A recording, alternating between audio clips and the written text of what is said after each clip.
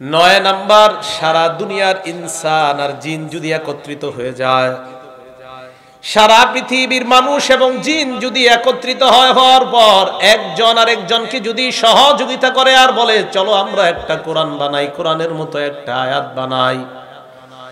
সূরা বানী ইসরাঈলের 88 নম্বর আয়াতে আল্লাহ বলেন, قل إن اجتمعت الإنس والجن على أن يأتوا بمثل هذا القرآن, সারা পৃথিবীর জিন ইনসান সবাই একত্রিত হয়ে যদি এই কোরআনের মতো বানাইতে চায়, লা ইয়াতুনা বিমিসলিহি, কোরআনের মতো তারা বানাইতে পারবে না। ওয়ালাউ কানা বা'দুহুম লিবা'দিন যহিরা, একজন আরেকজনকে সহযোগিতা করলেও সাহায্য করলেও কোরআনের মতো বানানো সম্ভব নয়। এটা কোরআনের একটা চ্যালেঞ্জ কিয়ামত পর্যন্ত।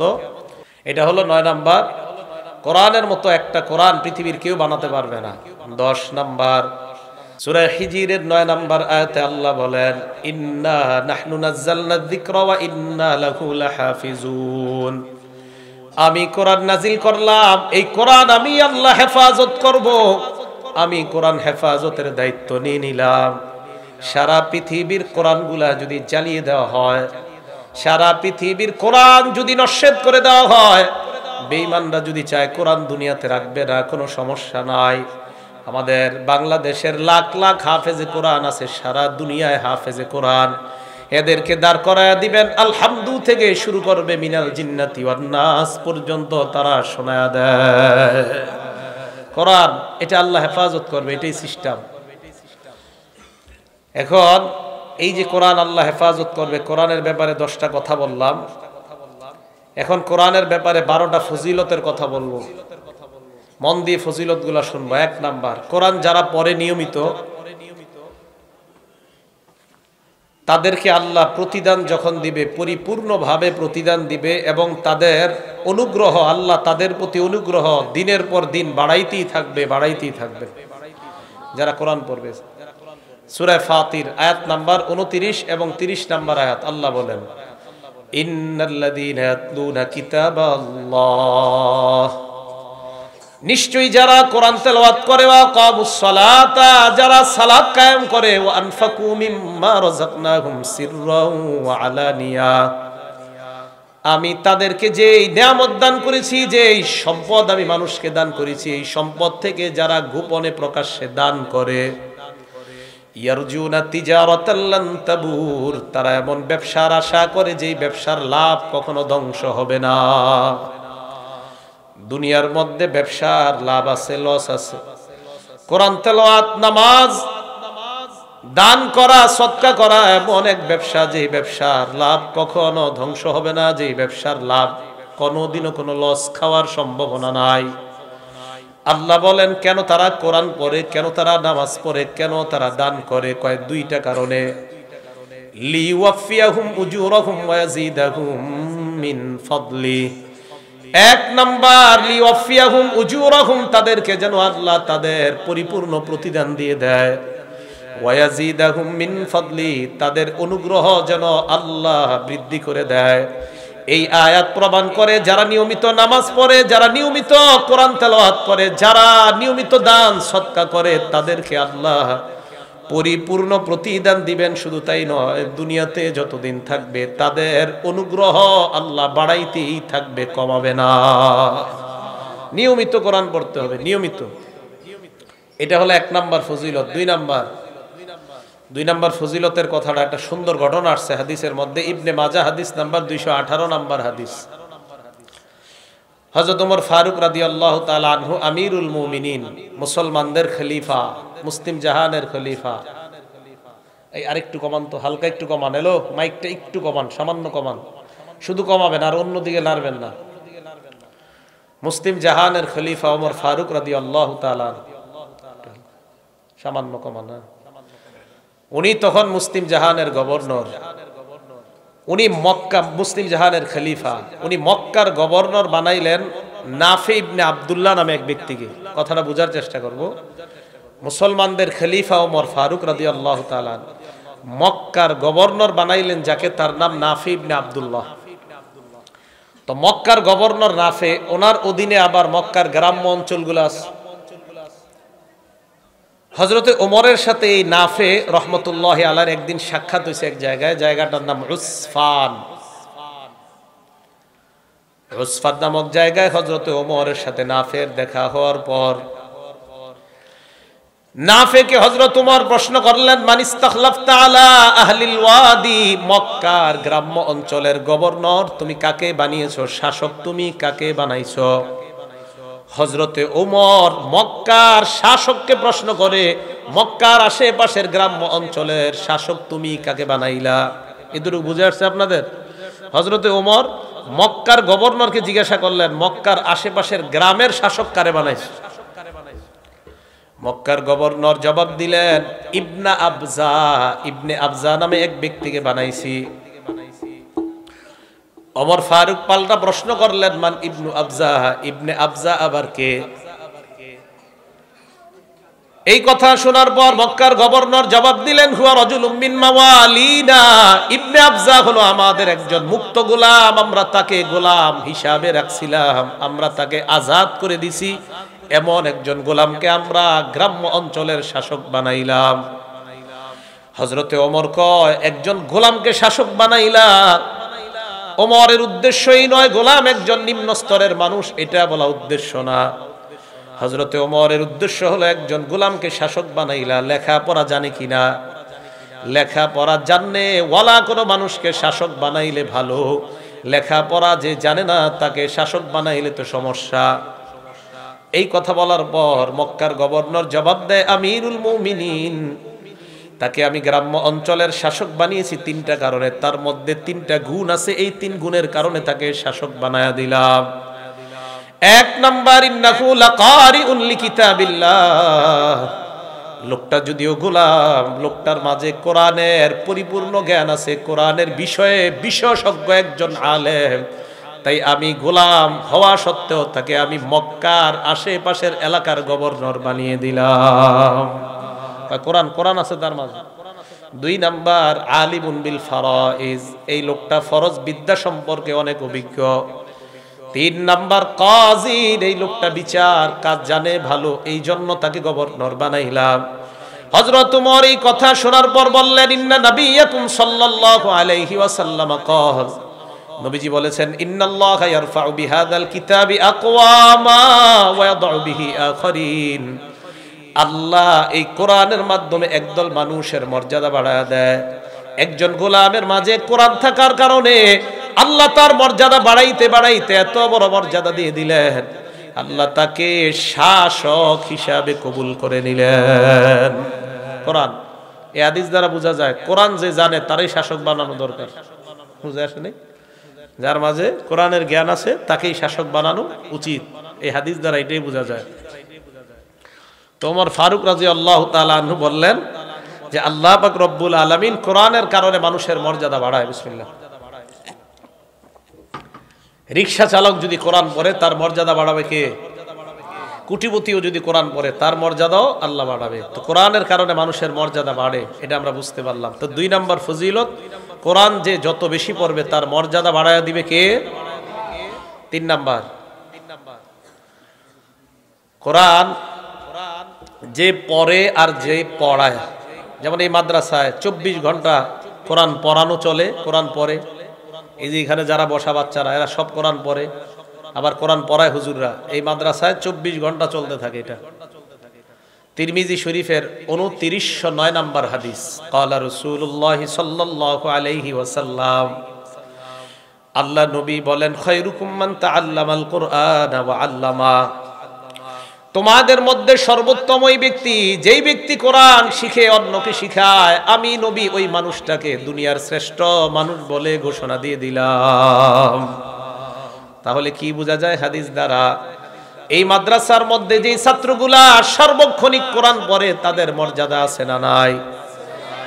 আবার যারা পড়ায় তাদের মর্যাদা আছে না নাই? তাহলে কওমি মাদ্রাসা নিয়ে মাইকের সামনে কিছু বলতে আগে কওমি মাদ্রাসা সম্পর্কে জানার প্রয়োজন, এরপর বলা দরকার। না যাই না মিম্বরের সামনে যদি বইসা আপনি কওমি মাদ্রাসা নিয়ে মন্তব্য করেন, আগে জানতে হবে এখানে কি হয়। আল্লাহ বলেন ওয়ালা তাকফু মা লাইসা লাকা বিহি ইলম, তোমার যেই বিষয়ে জ্ঞান নাই ওই বিষয়ে কথা বলবা না।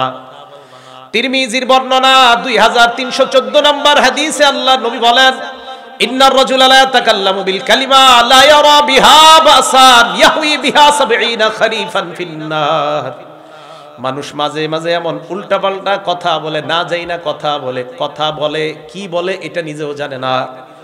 মাইক পাইলেই ভিতরে পুঁজি না থাকলে এটা বলতে হবে সেটা বলতে হবে, কওমি মাদ্রাসায় এই আছে সেই আছে বইলা কাটায়া দেয়। নবী বলেন সে জানেও না কি বললো, এই বলার কারণে তার 70 বছর জাহান্নাম ফায়সালা হয়ে যায়। বলেন নাউজুবিল্লাহ। আমারে দাওয়াত দিলেন, তো দাওয়াত দেওয়ার পর আমারে বসায় দিয়েছেন, কিছু কইতেই তো আমারে দাওয়াত দিচ্ছেন কি হিসাবে, আমি একজন বক্তা। তো আসার পরে বসলাম, বসার পরে মনে করেন প্রথমে কিছু স্টাইলিস্ট কিছু কথা কইলাম, তো এরপরে তো পুঁজি থাকতে হইব, তো শুরু করলাম কওমি মাদ্রাসায় এটা হয় না সেটা হয় না। আর যখন কোরআন হাদিস পড়বেন, এই যে আমি কতগুলো বলতেছি, এটা আমি কেন বলতেছি, আমাদের মাদ্রাসায় এইগুলাই পড়ানো হয়। এই যে একের পর এক বলবো না, এইগুলাই আমাদের মাদ্রাসায় পড়ানো হয়। এই যে আমি বলতেছি একের পর এক, এরাও বলবে একদিন এখানে বসে। মুখে লাগাম লাগাইতে হবে, এখানে বসার পর কিছু বলার আগে মুখে লাগাম দিতে হবে। আমি আমারই বলতেছি, সব মনে করেন কোনো প্রতিষ্ঠানের বিরুদ্ধে কথা বলা এটা অন্যায়। আপনি ব্যক্তি আমাকে বলবেন, কিন্তু কোনো প্রতিষ্ঠানকে কথা বলা এটা অন্যায়। কোনো প্রতিষ্ঠান নিয়ে অন্যায়মূলক কথা বলা এটা অন্যায়, এটা যে প্রতিষ্ঠানে হোক। আমি ব্যক্তি অপরাধ করলে আমাকে বলেন। কথা কি বুঝে আসছে সবার? এই যে সৌদি আরব দেখেন, সৌদি আরব পিছনে লা ইলাহা ইল্লাল্লাহ মুহাম্মাদুর রাসূলুল্লাহ লেখা, সামনে নাচানাচি করতেছে নারী পুরুষ। সৌদি আরব আলেমরা ফতুয়া দেওয়ার মতো ফতুয়া পায় না। কি ফতুয়া দিছে? তাবলিগওয়ালারা খারাপ ফতুয়া একটা দিয়ে দিছে। তাবলিগের কোনো ব্যক্তি খারাপ হইতে পারে, তাবলিগ করি আমি ব্যক্তিগত খারাপ হইতে পারে, কিন্তু তাবলিগ প্রতিষ্ঠানটাকে আপনি খারাপ বলতে পারেন না। তো বলছিলাম এই জায়গায় বসার পর আজে বাজে কথা কখন হবে? ভিতরে পুঁজি না থাকলে এ আজে বাজে কথাই আসবে। তিরমিজি শরীফের 2909 নম্বর হাদিস বললাম। তিরমিজি শরীফের আরেকটা হাদিস শুনেন, 2315 নম্বর হাদিস। ক্বালা রাসূলুল্লাহ সাল্লাল্লাহু আলাইহি ওয়াসাল্লাম, আল্লাহ নবী বলেন ওয়াইলুন লিল্লাযী ইউহাদ্দিসু লিইউদহিকা বিহিল কওম, ওই ব্যক্তি ধ্বংস যে ব্যক্তি মানুষের সামনে কথা বলে মানুষকে হাসানোর জন্য। ফায়াকযিবু, এরপর কথার মধ্যে মিথ্যা বলে, এদিক সেদিক ইনিয়ে বিনিয়ে খুব স্টাইল করে কথা বলে, আর একটা প্রতিষ্ঠানকে আঘাত করা হয় মানুষ সামনে। গোবর মাথায় নিয়ে হাসতে থাকে, একদল বুঝেও না কেন হাসে।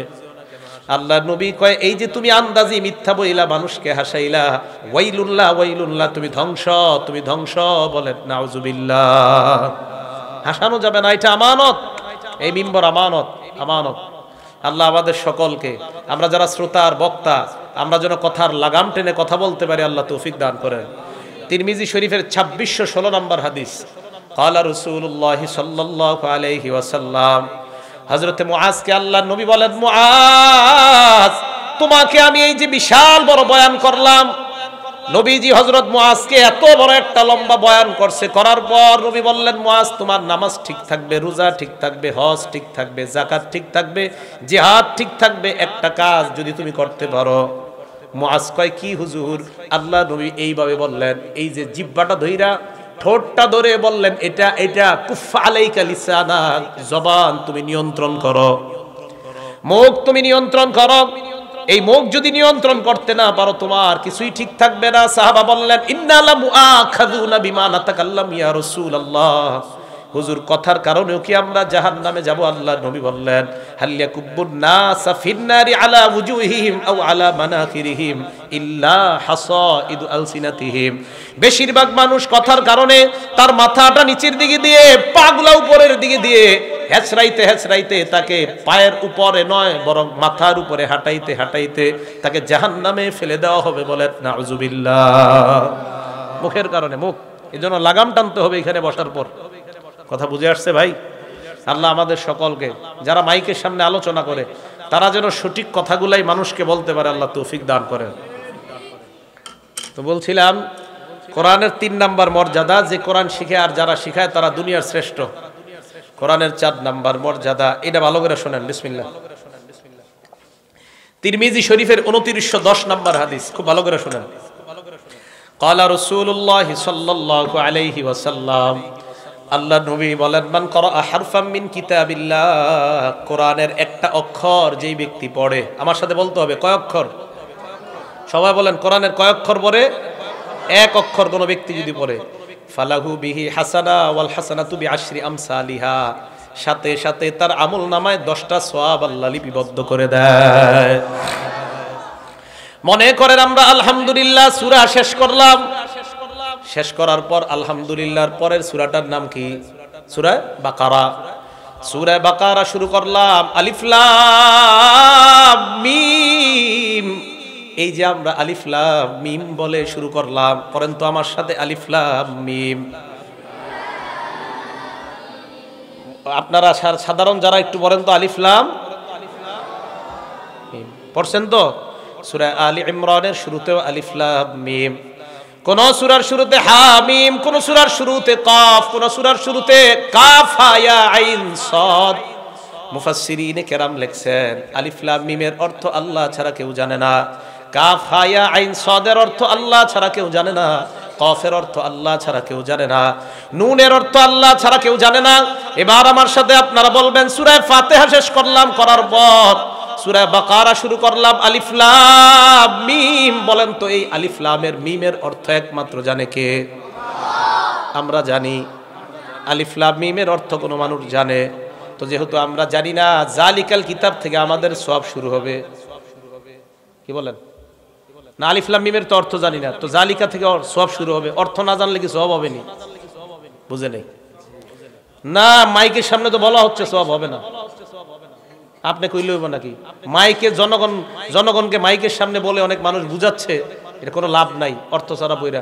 তা আল্লাহ অর্থ ছাড়াই শুরু করলো আলিফ লাম মিম, তাহলে জালিকা থেকে সওয়াব শুরু হওয়া দরকার। আলিফ লাম মিমের সওয়াব কেন হবে? তো অর্থই নাই। তাহলে ওই কথা ঠিক না ভুল? তাহলে আলিফ লাম মিমের অর্থ আছে না নাই? নবী বলেন আলিফ লাম মিম, এই আলিফ একটা অক্ষর, লাম একটা অক্ষর, মিম একটা অক্ষর, যখন তুমি পড়লা সাথে সাথে তোমার আমল নামায় 30টা সওয়াব লিপিবদ্ধ হয়ে যায়। মনের মধ্যে কেউ রাগ নিয়ে আমার কথাগুলো বুঝেন না, মনের মধ্যে রাগ ছাড়া ভালোভাবে কথাগুলো বুঝেন। আলিফ লাম মিম এগুলার অর্থ না, এরপর আল্লাহ সওয়াব দিবে। তাহলে যদি বলি অর্থ ছাড়া পড়লে সওয়াব হবে না, এটা ভুল কথা, এটা অন্যায় কথা। আল্লাহ এই অন্যায় কথা থেকে বেঁচে থাকার তৌফিক দান করেন। এগুলো 4 নাম্বার ফজিলত। 5 নাম্বার ফজিলত, যারা কোরআন পড়ে, ইমানদার যারা কোরআন পড়ে তাদের দৃষ্টান্ত মিষ্টি কমলার মতো। সুবহানাল্লাহ বলেন, যারা কোরআন পড়ে ইমানদার তাদের দৃষ্টান্ত কার মতো? টক কমলা না, মিষ্টি কমলা। বুখারী শরীফের 5427 নাম্বার হাদিসের বর্ণনা, ক্বালা রাসূলুল্লাহ সাল্লাল্লাহু আলাইহি ওয়াসাল্লাম, আল্লাহ নবী বলেন, মাসালুল মুমিনিল্লাযী ইয়াকরাউল কুরআন কামাসালিল উতরুজ্জা, যেই ইমানদার কোরআন পড়ে তার দৃষ্টান্ত হলো মিষ্টি কমলার মতো। কিসের মতো? মিষ্টি কমলা। রিহুহা তাইয়িবুন, যেই কমলার ঘ্রাণ বড় চমৎকার, তা'মুহা তাইয়িবুন, স্বাদও বড় চমৎকার। আরে মুসলমান, নিয়মিত যদি কোরআন পড়েন, আপনি ঈমানওয়ালা আর আপনি গ্রানওয়ালা, একদিকে আপনার ঈমান আরেক দিকে আপনার কোরআন। কোরআন পড়লে এই কারণে আপনার গ্রান, আর ঈমানের কারণে আপনার স্বাদ। যদি নিয়মিত আপনি কোরআন পড়তে পারেন, আপনি স্বাদওয়ালা এবং গ্রানওয়ালা আল্লাহর কাছে ঈমানদার হয়ে যান। যে ঈমানদার নিয়মিত কোরআন পড়ে তার দৃষ্টান্ত মিষ্টি কমলার মতো। সুবহানাল্লাহ।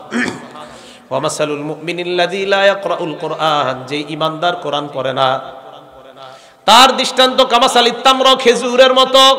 কিসের মতো? খেজুর। বলেন তো, যে ঈমানদার কোরআন পড়ে তার দৃষ্টান্ত মিষ্টি কমলার মতো, আর যে ঈমানদার কোরআন পড়ে না তার দৃষ্টান্ত হলো খেজুরের মতো। কেমন খেজুর? লা রিহা লাহা, যে খেজুরের কোনো গ্রান নাই। ওয়া তা'মুহা তাইয়িবুন, তবে তার একটু মিষ্টি আছে। খেজুর মিষ্টি আছে কেন? ওই যে ঈমানদারের ঈমান আছে তাই স্বাদ আছে, কিন্তু ঈমানদার কোরআন না পড়ার কারণে তার কোনো গ্রান নাই। আর যেই ঈমানদার কোরআন পড়ে তার স্বাদও আছে, গ্রানও আছে, তার দৃষ্টান্ত মিষ্টি কমলার নেই। আর যেই ঈমানদার কোরআন পড়ে না, এই জন্য তার গ্রান নাই, তবে তার স্বাদ আছে, ওই যে ঈমান আছে। এই বুঝে আসছে সবার? এবার দেখেন, মাসালুল মুনাফিকিল্লাযী ইয়াকরাউল কুরআন, কোন মুনাফিক যদি কোরআন পড়ে, কোন মুনাফিক যদি কোরআন পড়ে, তার দৃষ্টান্ত কামাসালির রায়হানা, শস্য ফুলের মতো। শস্য ফুলের গ্রান আছে, তা'মুহা মুররুন, তবে তার স্বাদ একদম তিতা। মুনাফিক এই জন্য স্বাদ তিতা, কিন্তু গ্রান আছে ওই যে কোরআন পড়ে। ওয়ামাসালুল মুনাফিকিল্লাযী লা ইয়াকরাউল কুরআন, যেই মুনাফিক কোরআন পড়ে না তার দৃষ্টান্ত কামাসালিল হানজালা, মাকাল ফলের মতো, যেই মাকাল ফলের কোনো গ্রান নাই, ওয়া তা'মুহা মুররুন, আবার তার স্বাদও একদম তিতা। বুঝে আসছে সবার? তাহলে যেই ইমানদার কোরআন পড়ে, আপনারা বলবেন, আমি আর বলবো না, যেই ইমানদার কোরআন পড়ে তার দৃষ্টান্ত কার মতো? মাশাআল্লাহ। আর যেই ইমানদার কোরআন পড়ে না তার দৃষ্টান্ত কার মতো? এই তো বুঝে আসছে আপনাদের। আর মুনাফিক কোরআন পড়ে শস্য ফুলের মতো, এটার গ্রান আছে কিন্তু ওই যে আপনার তিতা তিতা, স্বাদ নাই, কারণ ইমান নাই। আর যে মুনাফিক কোরআন পড়ে না, এটা হলো মাকাল ফলের মতো, এটা স্বাদও নাই, এটা গ্রানও নাই, এটা তিতা, মজাই নাই এটা। আল্লাহ আমাদের সকলকে 1 নাম্বার ইমানদার হওয়ার তৌফিক দান করেন। নিয়মিত কোরআন পড়ব তো ইনশাআল্লাহ, করেন করেন সবাই। হাফেজ সাহেব যারা মাদ্রাসা থেকে ফারেক হবেন, পারলে ডেলি, মাওলানা অবস্থায় তো মাওলানা হওয়ার আগে সম্ভব না, মাওলানা হওয়ার আগে অন্তত 3 পারা ডেলি, মাওলানা হওয়ার পরে ডেলি আপনারা যেভাবে পড়বেন, প্রথম দিন পড়তে হবে সূরা ফাতিহা থেকে সূরা মায়েদা পর্যন্ত হাফেজ সাহেবরা মাওলানা হওয়ার পরে, দ্বিতীয় দিন সূরা মাইদা থেকে সূরা ইউনুস পর্যন্ত, তৃতীয় দিন সূরা ইউনুস থেকে সূরা বানি ইসরাইল পর্যন্ত, চতুর্থ দিন সূরা বানি ইসরাইল থেকে সূরা শুআরা পর্যন্ত, পঞ্চম দিন সূরা শুআরা থেকে সূরা আস-সাফফাত পর্যন্ত, ষষ্ঠ দিন সূরা আস-সাফফাত থেকে সূরা কফ পর্যন্ত, সপ্তম দিন সূরা কফ থেকে সূরা নাস পর্যন্ত। ফামি বিশাউকিন, এই হলো শর্ট অক্ষর, ফা মিম, ফা দিয়ে সূরা ফাতিহা, মিমে সূরা মায়েদা, ইয়া সূরা ইউনুস, বিশাউকিন বায়ে সূরা বানি ইসরাইল, শিরে সূরা শুআরা, শাউকিন কফে শাও ওয়াও ওয়াও ওয়াও আস-সাফফাত, কফে সূরা কফ, আর শেষে তো সূরা নাস পর্যন্ত। এটা হলো হাফেজ সাহেবরা মাওলানা হওয়ার পরে। সাধারণ পাবলিকরা যদি পারেন তা তো অনেক ভালো, ডেলি যদি আপনি পারেন এরকম প্রথম দিন সূরা মায়েদা, এটা হলো 7 মঞ্জিলে কোরআন খতম। কয় মঞ্জিলে? মুফতি ফজলুল হক আমিন সাহেবের নাম শুনছেন সবাই? মরার আগ পর্যন্ত এই 7 দিনে 1 খতম কোরআন শরীফ পড়তেন। হ্যাঁ, 69 বছর বয়সে মারা গেছে, এই মরার আগ পর্যন্ত এইভাবে 7 মঞ্জিলে খতম পড়তেন। ওনার ব্যাপারে আসছে যে ওনার মতো এত কিতাব মোতালা করার মতো মানুষ বাংলাদেশে আছে কিনা, উলামায়ে কেরাম একমত, এই লোকটাও 7 দিনে 1 খতম কোরআন শরীফ পড়ে। আর ওনার মাওয়াইজে মুজাহিদি মিল্লাতের মধ্যে আসছে ওনার ব্যাপারে, জেলখানায় 4.5 মাসে ডেলি 1 খতম কোরআন শরীফ পড়ছে। হ্যাঁ, যে বুঝাইতে চাইলাম, যদি পারেন 7 দিনে 1 খতম, না পারলে 3 পারা করে 10 দিনে 1 খতম। আর মুসলমান আমরা যারা সাধারণ আছি, 40 দিনে 1 খতম কোরআন পড়া উচিত সব মুসলমানের। নিম্নে 40 দিনে 1 খতম কোরআন শরীফ পড়া উচিত সব মুসলমানের। ঘরে কতদিন যে কোরআন পড়েন না অনেকের জানাও নাই। আল্লাহ আমাদের সকলকে প্রতিনিয়ত কোরআন পড়ার তৌফিক দান করেন। কোরআনের 5 নাম্বার ফজিলত বললাম, কোরআনের 6 নাম্বার ফজিলত, আমরা যখন কোরআন পড়ব, কোরআন পড়ার সময় মনে করবো আল্লাহ তো আমার তেলাওয়াত শুনে। কোনো মানুষ যদি আশেপাশে নাও থাকে, ওই সময় মনে করতে হবে ফেরেশতারা আমার তেলাওয়াত শুনতেছে। কারা শুনতেছে বলেন তো? আর কেউ যদি পারেন রাত্রে 2টা-3টা বাজে একটু উঠবেন, উঠার পর একা একা, কারো ঘুম ডিস্টার্ব করা যাবে না, কারো ঘুম ডিস্টার্ব না করে আপনি আস্তে আস্তে এক জায়গায় বসে কোরআন তেলাওয়াত করেন। ওই মুহূর্তে আপনার তেলাওয়াত ফেরেশতারা খুব মনোযোগ সহকারে শুনে। দলিল মুসলিম শরীফের 1744 নাম্বার হাদিস। এর এক সাহাবা নাম উসাইদ ইবনে হুজাইর রাদিয়াল্লাহু তাআলা, উনি ওনার ঘোড়ার আস্তাবলের মধ্যে কোরআন তেলাওয়াত শুরু করলেন। ঘোড়া রাখে যেই ঘরের মধ্যে, এটাকে ঘোড়ার আস্তাবল বলা হয়, আস্তাবলের মধ্যে উনি কোরআন তেলাওয়াত শুরু করলেন। যেই ঘরের মধ্যে উনি কোরআন পড়ছিলেন, ওনার সন্তান ইয়াহইয়া শোয়া, উনি কোরআন পড়ে, উনি তাকায় দেখে ইসজালাত ফারাসুহু, তার ঘোড়াটা লাফালাফি শুরু করে দিছে। কি ব্যাপার, ঘোড়া কেন লাফায়? উনি পড়া বন্ধ করে দেয়, ঘোড়া আর লাফায় না। উনি বলেন ফাকরা সুম্মা জালাত উখরা, আবার পরে আবার ঘোড়া লাফায়, আবার পড়া বন্ধ করে দেয়, ঘোড়া আর লাফায় না। ফাকরা সুম্মা জালাত আইজো, আবার কোরআন পড়ে, আবার ঘোড়া লাফালাফি শুরু করে দেয়। উনি বলেন এক পর্যায়ে আমি কোরআন পড়া বন্ধ করে দিলাম, এই চিন্তায় আমার সন্তানটাকে না জানি ঘোড়া লাফাইতে লাফাইতে তার উপর পড়লে আমার সন্তানটা মারা যেতে পারে। কোরআন পড়া বন্ধ করলাম, আমি ঘোড়ার কাছে গেলাম, যাওয়ার পর উপরের দিকে তাকাইলাম, তাকায় দেখলাম আমার মাথার উপর মিসলুজুল্লাহ একটা ছায়া। কি ছায়া? ছায়ার দিকে তাকাইলাম, তাকায় দেখলাম ফিহা আমসালুস সুরুজ, ওই ছায়ার মধ্যে অসংখ্য অগণিত আলো দেখা যায়।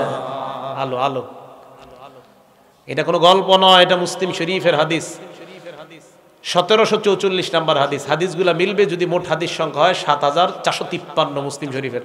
আমাদের কমি মাদ্রাসার যে নুসখা এগুলাতে হবে 3033টা বেলা তাকরার, মাত তাকরার হাদিস সংখ্যা হবে 7453টা। এটা বুঝছে ওলামায়ে কেরাম, সাধারণরা বোঝা দরকার নাই। তো রাসূল করিম সাল্লাল্লাহু আলাইহি সাল্লামের সাহাবা বলেন, আমি দেখলাম আমার মাথার উপর এইভাবে অনেকগুলা আলো, আরো জাতফিল জাওয়ি, আমি তাকায়া দেখলাম এই আলোগুলা আস্তে আস্তে উপরের দিকে উঠে যায়। আলো এক পর্যায়ে আমি দেখলাম শূন্যের মধ্যে গিয়ে হারিয়ে যায় মেঘের মধ্যে। সকালবেলা আল্লাহ নবীর কাছে এসে বললাম, ইয়া রাসূলুল্লাহ, ইয়া হাবিবাল্লাহ। রাতের বেলা আমি কোরআন পড়া শুরু করলাম, আমার ঘোড়া লাফানো শুরু করছে। কোরআন পড়া থামায় দেই, আমার ঘোড়াও থেমে যায়, আবার পড়ি, আবার ঘোড়া লাফায়, আবার থেমে যায়, আবার ঘোড়ার লাফানো বন্ধ হয়ে যায়, আবার আমি লাফাই, আবার আমি পড়ি, আবার ঘোড়া লাফায়। এক পর্যায়ে আমি থেমে গেলাম, ইয়া রাসূলুল্লাহ। হঠাৎ আমি তাকায়া দেখলাম উপরে একটা আলো, অনেকগুলা আলো উপরের দিকে চলে যায়, কিছুই বুঝতে পারি নাই। আল্লাহ নবী জবাব দিলেন, উসাইদ, তুমি যদি আরো পড়তে থাকতা, আহারে কতই না ভালো হইতো, কেন পড়লা না? হুজুর, আমার ছেলেটাকে ঘোড়া লাফাইতে লাফাইতে মেরে ফেলতে পারে, এই টেনশনে আর আমি পড়ি নাই। আল্লাহ নবী কয়, তোমার পড়া এত সুন্দর হইতেছিল, রাতের বেলা এত আবেগ নিয়ে তুমি আর এত মুহাব্বত নিয়ে পড়তেছিলা, যে আলোগুলা দেখলা এগুলা কোনো আলো নয়, তিলকাল মালাইকা, এইগুলা হলো আল্লাহর হাজার হাজার ফেরেশতা। এরা তোমার কোরআন তেলাওয়াত মনোযোগ সহকারে শুনতেছিল। হাদিসে তাসতামিউ শব্দ আছে, মনোযোগ সহকারে কান লাগায়া শুনতেছিল। তো আপনারা কেউ যদি পারেন রাত্রে এরকম 2টা-3টার দিকে খুব মনোযোগ সহকারে কোরআন পড়া, এই আমলটা যদি পারেন করেন, আল্লাহ তৌফিক দান করেন। নবীজি পরে কি কয় দেখেন, লাউ করাতাল আসবাহতা, তুমি যদি সকাল পর্যন্ত পড়তে পারতা। হুজুর, সকাল পর্যন্ত পড়লে কি হইতো?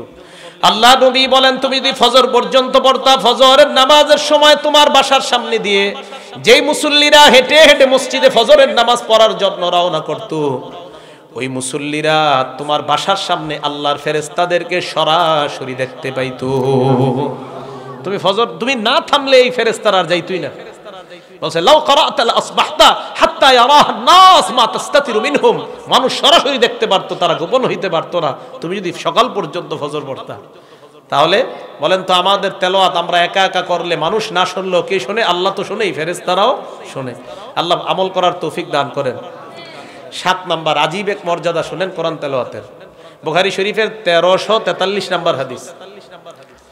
কানা রাসূলুল্লাহ সাল্লাল্লাহু আলাইহি ওয়াসাল্লাম ইয়াজমাউ বাইনা রাজুলাইনি মিন কতলা উহুদিন, উহুদের যুদ্ধে যে 70 জন সাহাবা শহীদ হয়ে যায়, এই 70 জন সাহাবার মধ্যে আল্লাহর নবী 2 জনকে একটা কাফনের কাপড়ের মধ্যে ঢুকাইতেন। 70 জনের মধ্যে যারা শহীদ হয়ে গেছে আর কি, 2 জনকে এক কাফনের কাপড়ের মধ্যে রাখতেন নবীজি। কাফনের কাপড়ের মধ্যে রাখার পর আল্লাহ নবী যখন কবরের মধ্যে রাখবেন, ওই সময় নবী সাহাবাদেরকে প্রশ্ন করতেন, আইয়ুহুম আকসারু আখজান লিল কোরআন, এই 2 জনকে যে আমি কাফনের কাপড়ের মধ্যে পেঁচাইলাম, তাদের 2 জনের মধ্যে কোরআন জানে বেশি কে? বলেন সুবহানাল্লাহ। দুজন শহীদ, নবীজি কয় এই 2 জনের মধ্যে কোরআন বেশি জানে কে? আপনারা বিশ্বাস করেন, এই হাদিসটা যখন আমি পড়ি অনেকক্ষণ থেমে থাকি যে কি বলে এই জায়গায়। 2 জন শহীদ এক কাফনের কাপড়ে এক কবরে নবীজি দাফন করবেন, ওই জায়গায় নবী প্রশ্ন করতেছে 2 জনের মধ্যে কোরআন পারে বেশি কে? ওনারা কিন্তু 2 জন মারা গেছে। সাহাবারা বলতেন, হুজুর ওই জন, মানে ইঙ্গিত করতেন, ফাইদা উশিরা ইলা আহাদিহিমা, একজনের জন্য যখন দেখায় দিতেন, হুজুর 2 জনের মধ্যে ওই ব্যক্তি কোরআন পারে বেশি, আল্লাহ নবী তার লাশটাকে আগে কবরের মধ্যে গুরুত্ব দিতেন। বলেন সুবহানাল্লাহ। তাহলে বলেন কোরআন ওয়ালার মর্যাদা আছে না নাই? 8 নাম্বার কোরআনের মর্যাদা। আমাদের দুনিয়ার মধ্যে আমরা বলি ওমকে প্রধানমন্ত্রীর আস্থাভাজন, ওমকে প্রধানমন্ত্রীর কাছাকাছি থাকে, ওমকে আমাদের মেয়রের কাছাকাছি, এই জাতীয় কথা আমরা বলি কি বলি না? বলেন তো, সারা দুনিয়ার বাদশাদের বাদশা কে? আরো জোরে বলেন কে? এখন আমি আপনাদেরকে বলি, আমরা যদি আল্লাহর কাছাকাছি হইতে পারি, এটা আমাদের লাভ কি লাভ না? দুনিয়ার মধ্যে মানুষ পরিচয় দেয় আমি অমুকের অনেক কাছাকাছি, আমরা আজকে থেকে পরিচয় দিব আমরা আল্লাহর কাছাকাছি। রাজি আছেন সবাই? ইবনে মাজার 215 নম্বর হাদিসের বর্ণনা, আল্লাহর নবী বলেন ইন্না লিল্লাহি আহলিনা মিনান নাস, আল্লাহর নবী বলেন মানুষের মধ্যে কিছু মানুষ আছে এমন যারা আল্লাহর পরিবারভুক্ত। সুবহানাল্লাহ। কার পরিবার? আল্লাহর। সাহাবারা কয় হুজুর এটা আবার কি বললেন, আল্লাহর আবার পরিবার কারা? নবীজি জবাব দিলেন আহলুল কোরআন হুম আহলুল্লাহি ওয়া খাসাতুহু, যারা কোরআন পড়ে এই কোরআনওয়ালারা হলো আল্লাহর পরিবার এবং আল্লাহর বিশেষ আস্থাভাজন।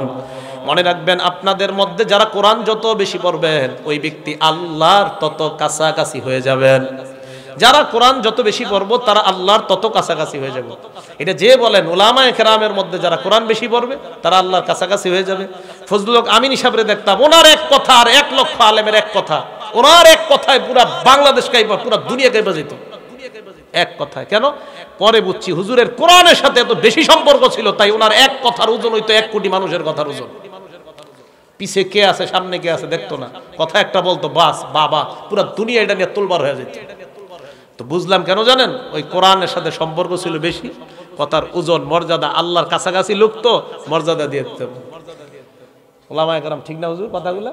ওলামায়ে কেরাম বলতে পারবে যে ওনার কথার কত দাম ছিল, কত পাওয়ার ছিল। তো বলছিলাম যারা কোরআন পড়ে তারা আল্লাহর কাছাকাছি হয়ে যায়। আল্লাহ আমাদের সকলকে কোরআন পড়ার তৌফিক দান করেন। 9 নাম্বার, কোরআন যারা পড়ে এই হাদিসটা এইভাবে বুঝেন। আবু দাউদ শরীফের 4843 নম্বর হাদিস, ক্বালা রাসূলুল্লাহ সাল্লাল্লাহু আলাইহি ওয়াসাল্লাম, আল্লাহ নবী বলেন ইন্না মিন ইজলালিল্লাহ ইকরামাদিস শাইবাতিল মুসলিমি ওয়া হামিলিল কোরআন ওয়া ইকরামাদিস সুলতানিল মুকসিদ। 3 ব্যক্তিকে সম্মান করা। জোরে বলেন কয়জনকে সম্মান করা? 1 নাম্বার সাদা দাড়িওয়ালাকে সম্মান করা। সাদা দাড়িওয়ালা মুরব্বী মসজিদের মধ্যে আসছে, হইতে পারে তার কারণে একটু সমস্যা হতে পারে, মুরব্বীরা অনেক সময় নিজের ব্যালেন্স ঠিক রাখতে পারে না। আল্লাহ নবী কয় এই মুরব্বীকে যদি সম্মান করতে পারো, সাদা দাড়িওয়ালাকে সম্মান করা। 2 নাম্বার ওয়া হামিলিল কোরআন, কোরআনওয়ালাকে সম্মান করা। 3 নাম্বার ওয়া ইকরামাদিস সুলতানিল মুকসিদ, ইনসাফগার ন্যায়পরায়ণ শাসককে সম্মান করা। 1 নাম্বার সাদা দাড়িওয়ালাকে সম্মান করা, 2 নাম্বার কোরআনওয়ালাকে সম্মান করা, 3 নাম্বার ন্যায়পরায়ণ শাসককে সম্মান করা। এই 3 জনকে সম্মান করা মানে আল্লাহর নবী কয় আল্লাহকে সম্মান করা। সাদা দাড়িওয়ালাকে সম্মান করা মানে আল্লাহকে সম্মান করা। হাফেজ কোরআনকে সম্মান করা মানে আল্লাহকে সম্মান করা।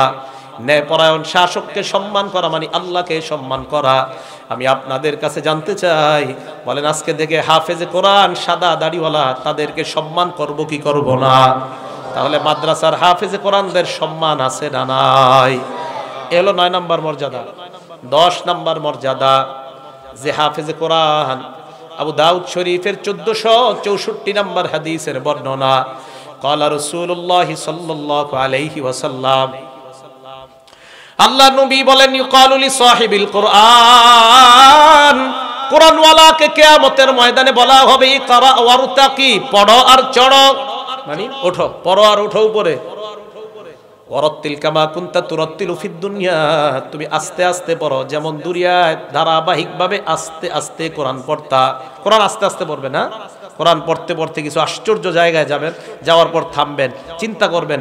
আব্দুল্লাহ ইবনে আব্বাস এবং আব্দুল্লাহ ইবনে মাসউদ বলেন, এই তোমরা কোরআনের যেসব আশ্চর্য জায়গা ওই সব জায়গায় তোমরা থেমে যাও। তিফু মিন আজাইবিহি ওয়া হাররিকু বিহিল কুলুবা, কোরআনের আশ্চর্য জায়গাগুলোতে তোমরা থেমে যাও আর এইগুলা দিয়ে তোমরা অন্তরকে একটু নাড়াচাড়া করাও। আল্লাহ এখানে জাহান্নামের কথা কেন বললেন এগুলো একটু ভাবো। তো বলছিলাম নবীজি সাল্লাল্লাহু আলাইহি সাল্লাম বলেন কিয়ামতের ময়দানে হাফেজে কোরআনকে আল্লাহ বলবে তুমি পড়ো আর উপরে ওঠো, ফা ইন্না মানজিলাকা ইনদা আখিরি আয়াতিন তাকরাউহা, তুমি ওই পরিমাণ পর্যন্ত উঠতে থাকো, তোমার শেষ সীমানা হলো কোরআনের শেষ আয়াত, যেখানে গিয়ে তুমি পড়া শেষ করবা ওটাই হবে তোমার সর্বোচ্চ আসন। বলেন সুবহানাল্লাহ।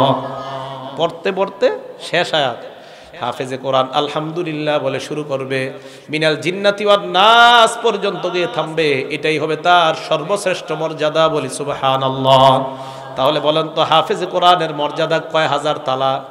6666 আর কত কইবেন? 6236। কত? 6236 আয়াত। এটাই কোরআনের মূল আয়াত সংখ্যা, সঠিক সংখ্যা। হ্যাঁ, ৬২৩৬ 66 আর কোয়েন না, ৬৬৬৬ দুর্বল বর্ণনা, সহি বর্ণনা ৬২৩৬, এটাই সহি বর্ণনা। হ্যাঁ, তো কোরআনের আয়াত সংখ্যা ৬২৩৬, এটা কিন্তু সঠিক আয়াত সংখ্যা। হাজার পর আপনারা গুইনা নিয়েন, আজকে গুইনেন, দেখবেন ৬২৩৬টাই হবে। তো বলছিলাম হাফেজে কোরআনকে বলা হবে তুমি পড়ো, পড়তে পড়তে পড়তে পড়তে তুমি শেষ পর্যন্ত গিয়ে থেমে যাও। তো হাফেজে কোরআন মিনাল জিন্নাতি ওয়ান নাস পড়বে, সেখানেই হবে তার সর্বশ্রেষ্ঠ মর্যাদা। আল্লাহ আমাদেরকে হাফেজে কোরআনদেরকে মর্যাদা দেওয়ার তৌফিক দান করেন। 11 নম্বর মর্যাদা, ইন্নাল কোরআন ইয়ালকা সাহিবাহু ইয়াউমাল কিয়ামা। হাফেজে কোরআনের 11 নম্বর মর্যাদা, মুসনাদে আহমদ নামে একটা কিতাব, হাদিস নাম্বার 22950 নম্বর হাদিসের বর্ণনা। আল্লাহ নবী বলেন, ইন্নাল কোরআন ইয়ালকা সাহিবাহু ইয়াউমাল কিয়ামা। কোরআন কোরআনওয়ালার সাথে কিয়ামতের ময়দানে সাক্ষাৎ করবে কার রাজুলিশ শাহিব, এমন এক ব্যক্তির মতো যেই ব্যক্তি বড় পেরেশান, বড় ক্লান্ত, শান্ত, প্রশ্রান্ত। কোরআন ওই ব্যক্তিকে ডাক দিয়ে বলবে, হাল তারিফুনি, তুমি আমাকে চিনো? ওই ব্যক্তি জবাব দিবে, না, তোমাকে আমি চিনি না। কোরআন বলবে, আনা সাহিবুকাল কোরআন, আমি হলাম তোমার দুনিয়ার সাথী আল কোরআন। আল্লাযী আজমাতুকা ফিল হাওয়াজির, আমি দুনিয়ায় দিনের বেলা তোমারে খাইতে দেই নাই, মানে রমজান মাসে দিনের বেলা তোমারে খাইতে দেই নাই। ওয়া আসহারতু লাইলাতাক, রমজান মাসে রাতের বেলা তোমাকে ঘুমাইতে দেই নাই। কোরআনওয়ালার ফায়ুতাল মুলকু বিয়ামিনিহি, তার ডান হাতের মধ্যে জান্নাতের বাদশাহী দিয়ে দেওয়া হবে, বলেন সুবহানাল্লাহ। ওয়ায়ুতাল খুলদা বিয়াসারিহি, তার বাম হাতের মধ্যে জান্নাতে চিরস্থায়ী বাদশাহীর একটা পাশনামা দিয়ে দেওয়া হবে। ডান হাতে বাদশাহী, বাম হাতের মধ্যে চিরস্থায়ী থাকার একটা পাশনামা। ওয়ায়ুদাউ আলা রাসিহি তাজুল ওয়াকার, হাফেজ কোরআনের মাথায় সম্মানের মুকুট পরায় দেওয়া হবে। হাফেজ কোরআনের মা বাবাকে 2 জোড়া কাপড় পরায় দেওয়া হবে। তারা বলবে, বিমা কুসিনা হাদিহি, আমাদেরকে কেন এই পোশাক পরানো হলো? আল্লাহর পক্ষ থেকে জবাব দেওয়া হবে, লিআখজি ওয়ালাদিকুমাল কোরআন, তোমাদের সন্তান কোরআন ধারণ করার কারণে আমি আল্লাহ তোমাদেরকে এই মর্যাদা দান করে দিলাম। তাহলে হাফেজে কোরআন তার বাবা মায়ের মর্যাদা আছে না নাই? আল্লাহ আমাদের সকলকে হাফেজে কোরআনদের মর্যাদা যেন আমরা সবাই দিতে পারি, আল্লাহ তৌফিক দান করেন। 12 নম্বর মর্যাদা, একটা কিতাব আছে সহিহ ইবনে হিব্বান, এই কিতাবের 124 নম্বর হাদিস। ক্বালা রাসূলুল্লাহ সাল্লাল্লাহু আলাইহি ওয়াসাল্লাম, আল্লাহ নবী বলেন, আল কোরআনু শাফিউন, কোরআন হলো সুপারিশকারী। মুশাফফা, এমন সুপারিশকারী যার সুপারিশ কবুল করা হবে। মাহিল, কোরআন হলো বিতর্ককারী। মুসাদ্দাক, যার বিতর্ক গৃহীত হবে, তার সুপারিশ কবুল করে আল্লাহ ওই কোরআনওয়ালাকে জান্নাতের মেহমান বানায় দিবে, বলেন সুবহানাল্লাহ। এই হলো কোরআনের 12টা মর্যাদা। আগে হলো 10টা কোরআন থেকে জানলাম, এই 12টা, 10 আর 12 কত হয়? 22। এখন 7টা বিষয় গুরুত্বপূর্ণ, যেটা আমাদের সকলের জানা খুব জরুরি। বিশেষ করে মাদ্রাসার ছাত্র সবাই শোনো, হাফেজে কোরআন যারা আছো সবাই শোনো, মন দিয়ে শোনো। 7টা বিষয় সবার জন্য জরুরি। 1 নাম্বার, কোরআন নিয়ে গবেষণা করা। কি করা? তো মিম্বর থেকে বলা হচ্ছে, বাইকের সামনে বলা হচ্ছে, কওমি মাদ্রাসার ছাত্ররা গবেষণা করে না। এরা কি করে? এরা কোরআন পড়ে, কিছু বুঝে না, এই কথা কয়। আমি আপনাদেরকে বলি, ইহদিনাস সিরাতাল মুস্তাকিম, এরপরে কি? এরপরে কি? সিরাত। ছাত্ররা থামো, ছাত্ররা থামো, অন্যরা বলেন ইহদিনাস সিরাতাল মুস্তাকিমের পরে কি? সিরাত। কেন তল্লাজিনা কেন হবে? তুল্লাজিনা হবে না? তুল্লাজিনা হবে না? তিল্লাজিনা হবে না? কেন হবে না? আপনাদেরকে কে বলছে হবে না? এই জায়গায় যদি জবর না দিয়ে জের দিত, আপনি তো তখন করতেন জের ছাড়া হবে না। যদি এই জায়গায় জের না দিয়ে পেশ দিত, তো বলতেন পেশ না দিলে হবে না। জবর কে দিয়ে দিছে? আপনারা বললেন জবর না দিলে হবে না। কেন হবে না বলেন? জের জবর পেশ তিনটাই দেওয়ার অধিকার আমি রাখি, কেন দিতে পারবো না বলেন? বলতে পারবেন না? পারবেন না, আসলে পারবেন না বলতে। এই তয়ের উপরে কেন জবর হবে? এই জবরটা কেন হবে? এই যোগ্যতা অর্জন করা হয় মাদ্রাসার ছাত্রদেরকে প্রথম 4-5 বছর।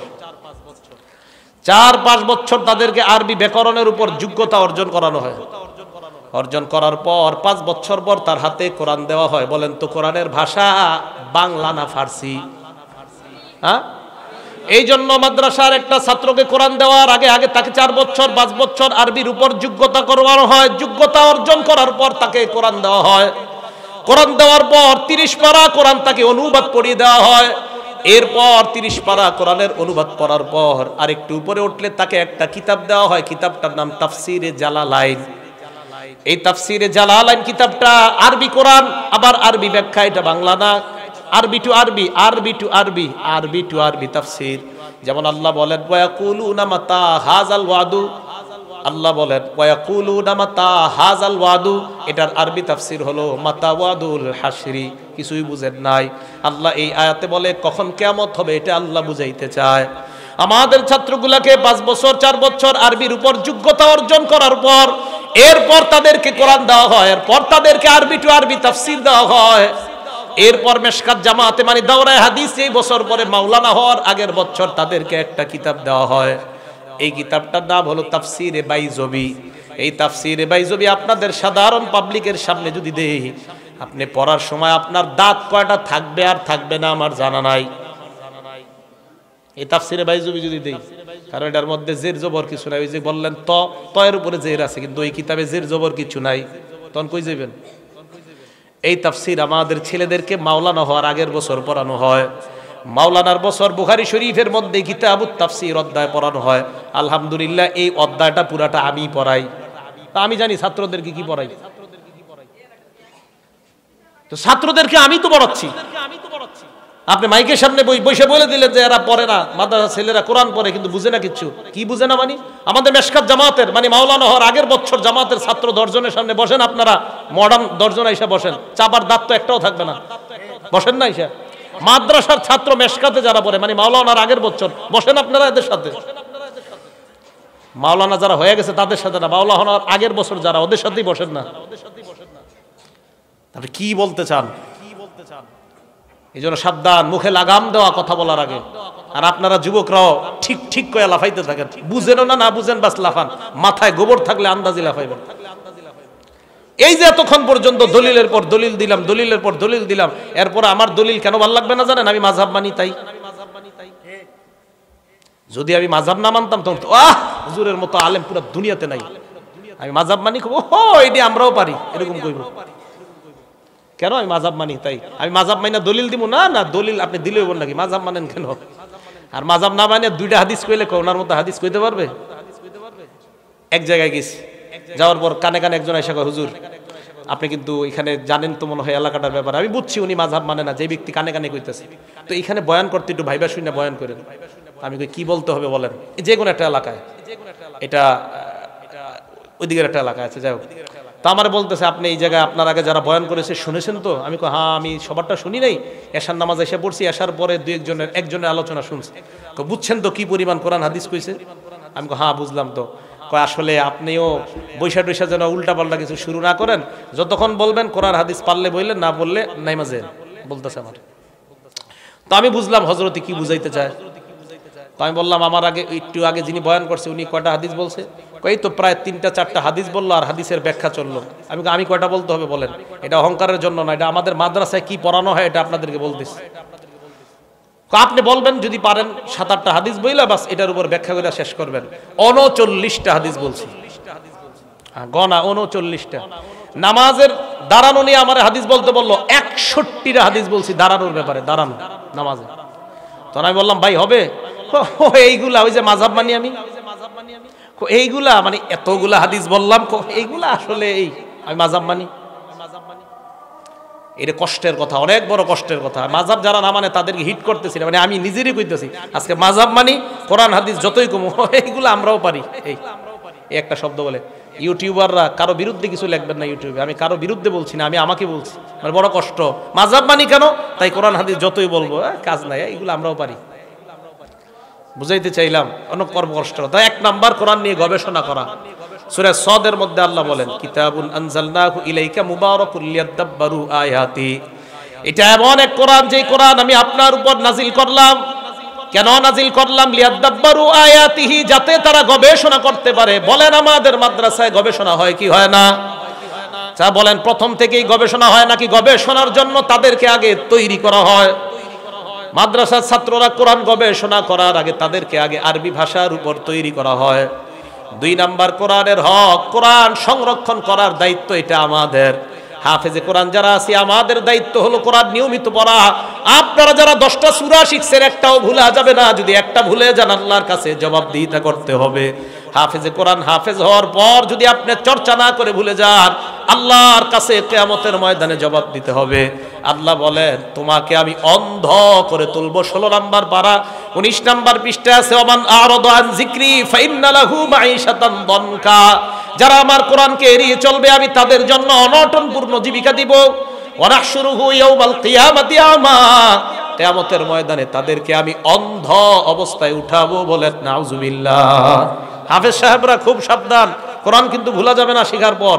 আপনারা সাধারণ জনগণ 10টা সূরা শিখছেন একটাও ভুলা যাবে না, প্রতিদিন চর্চা করতে হবে। যদি চর্চা করে ভুলে যান তো ঝামেলা নাই, চর্চা না করে যদি একটা সূরা ভুলে যান আল্লাহর কাছে কিয়ামতের মাঠে দাঁড়াইতে হবে। তা 2 নাম্বার কোরআন প্রত্যেককে ধরতে হবে। এবার ছাত্র ভাই আর যারা আছেন সবাই গুরুত্বপূর্ণ একটা হাদিস শুনেন, ছাত্ররা শোনো। বুখারী শরীফের 5033 নম্বর হাদিস, নবীজি বলেন তাআহাদুল কোরআন, কোরআনের যত্ন নাও। ফাওয়াল্লাহি, আল্লাহর নবী বলেন আল্লাহর কসম, লাহু আশাদ্দু তাফাসসিয়াম মিনাল ইবলি ফি উকলিহা।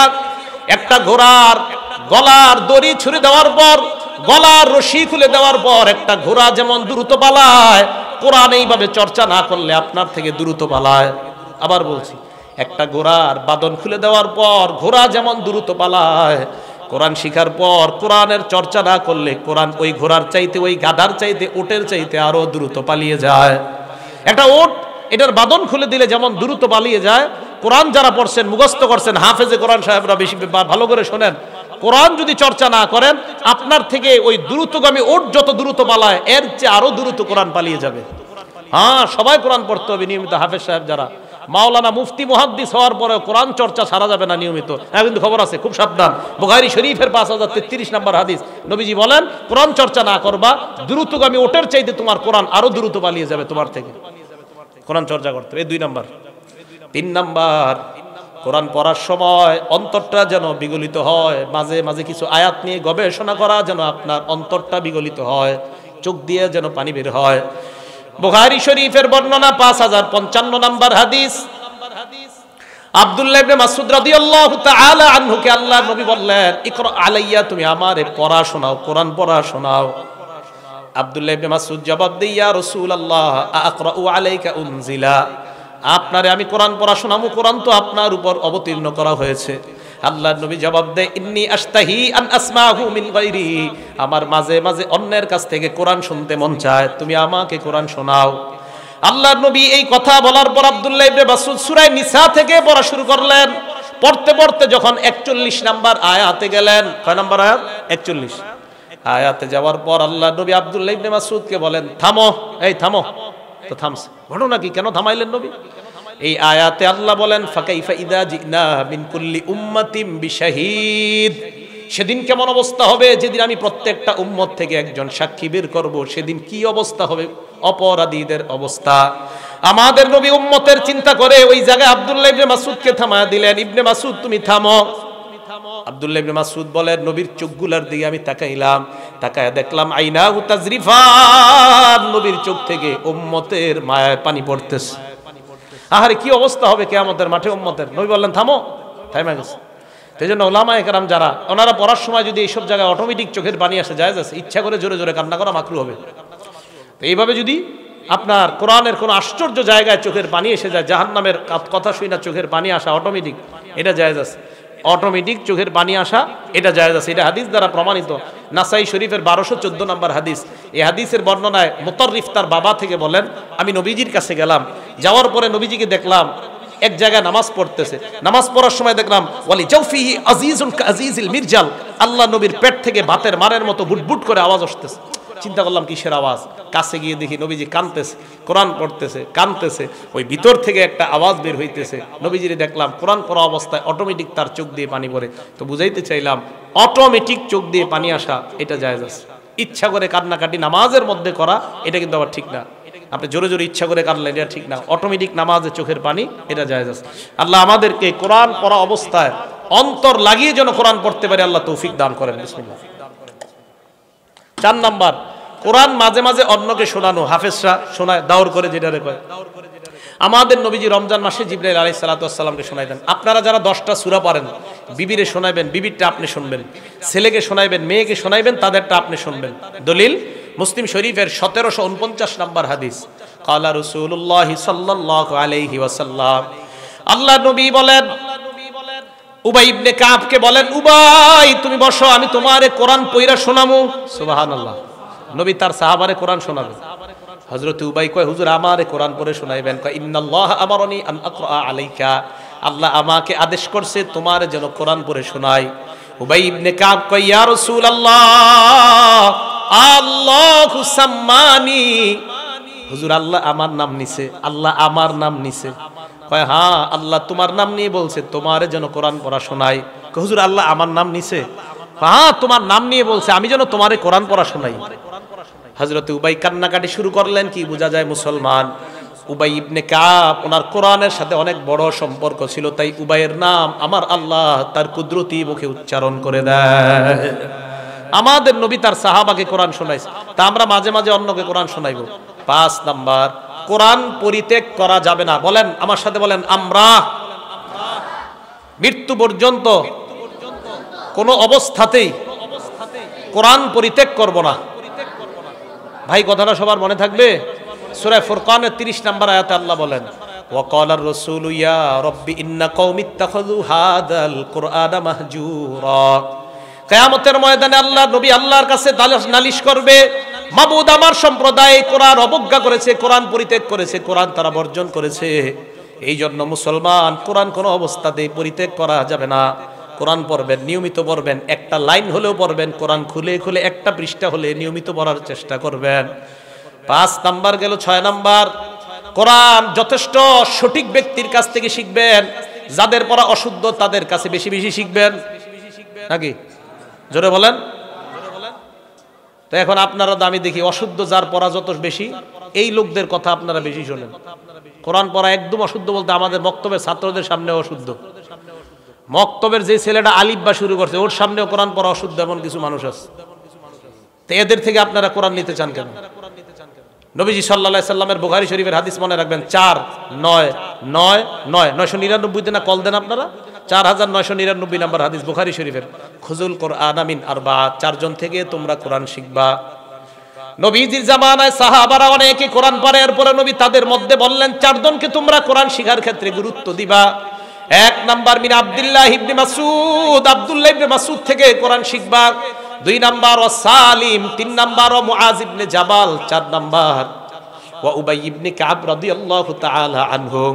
1 নাম্বার আব্দুল্লাহ ইবনে মাসউদ রাদিয়াল্লাহু তাআলা আন, ওনার ব্যাপারে একটা কথা মনে আসছে, বলে ফেলি। সিয়ারে আলামিন নুবালার মধ্যে আসছে, আব্দুল্লাহ ইবনে মাসউদ একদিন নামাজ পড়তেছে, আমাদের নবী পাশ দিয়ে যাইতেছে।